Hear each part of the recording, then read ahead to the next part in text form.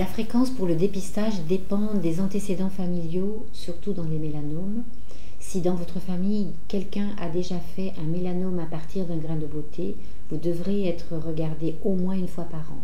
sur tout le corps, par un dermatologue, avec la machine dont je vous ai parlé, et la systématisation des lésions, on les numérote, on fait des photos, ça c'est très important. Et on enlève au moindre doute celui qui nous semble avoir changé l'aspect. On fait analyser, 9 fois sur 10 ou plus ça revient négatif, mais il vaut mieux le faire que de laisser passer quelque chose. Ensuite, lorsque dans la famille il n'y en a pas eu, en général on fait une prévention, nous on conseille une fois par an, mais c'est en tout cas au minimum une fois tous les 18 mois. Ça, ce n'est pas encore bien rentré dans les mœurs, peu de gens le font, et malheureusement les dermatologues, à part la journée organisée par le syndicat une fois par an pour le dépistage des cancers, qui est une fois par an au mois de mai, qui est très suivie maintenant et très fructueuse, puisqu'on en découvre à chaque fois.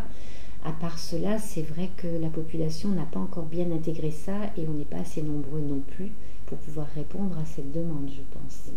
Donc effectivement, il va falloir mettre en place des services probablement, soit privés, soit publics, soit les deux, dans lesquels on peut faire des dépistages avec ces machines dont je vous ai parlé, qui soient faits d'abord par du personnel, des infirmiers par exemple, pour que le dermatologue n'ait plus qu'à regarder ce qui est le plus important et dire celui-là on l'enlève. Mais il faudrait le faire, certainement.